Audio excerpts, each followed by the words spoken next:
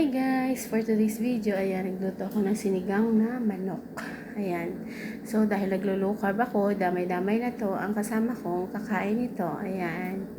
So, yung sinigang manok, ginisa ko lang sa unti, masyadong unting ay lang, kasi kailangan din naman para hindi siya, para ang sinigang natin ay medyo mabango at medyo masarap. Ayan. Ginisa ko siya sa sibuyas, bawang, luya. Ayan. And then, iyan ang halo niyan ay meron tayong tanglad, may talong, may okra, ayan. Tapos, nilagyan ko pa siya ng kamatis para masarap. Tapos, ang pinaasim ko dyan, dahil may kamatis na siya marami, pinaasiman ko siya ng lemon. Ayan. So, naglulukab ako. Damay-damay na itong mga kasama ko nakakain. Siyempre ako nagluto. Kaya, ayan, damay-damay na sila. Maging healthy na din sila. Tinatry ko kasi na hindi kumain ng rice. Yan, magwa 1 week na siguro. Hindi ako nagra-rice. Minsan kakain ako isang kutsara siguro ganun. Pero mostly ulam lang talagang hinakain ko. Kaya nagka-crave rin ako ng mga mapait. Kasi nga, maganda rin dito si Shali kasi meron ring dahon ng ampalaya. So, kumuha ko kahapon. Ayan, niluto ko. Tapos ito ang sinigang yan. So, kumain lang din ako ng kasi pag naglo-look up tayo, kailangan natin ulam. Tapos medyo may solid. So, yun ang meat ng chicken. Yan ang aking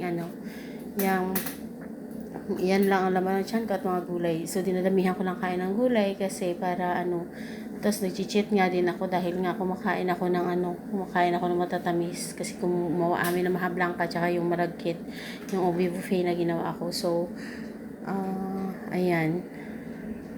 Hindi siya totally. Minsan kasi kailangan din kasi kung wala ka rin makain, so nagkakarbo rin ako. Kaya walang rice pero kumakain din ako minsan. Kain din ako ng mga kakagaya ng kakanin. Siyempre rice din yan pero malagkit. Ayun, so ganun pa din. Pero at least kumbaga less siya kasi nga less pero matawis pa din. Pero ayun, nag-iinom lang din ako ng mga yung kagaya nilagang banaba, ganyan. So, iwas pa din kahit pa paano na sa sugar.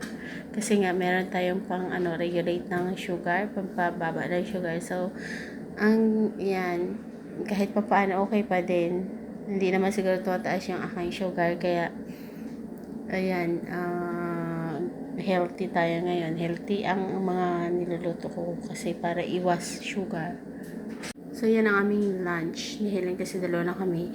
Ayan guys, so, thank you for watching. See you to my next vlog. And sa mga hindi pa nakasubscribe, please don't forget to subscribe, like, and comment po. Thank you. See you. See you to my next vlog. Bye-bye.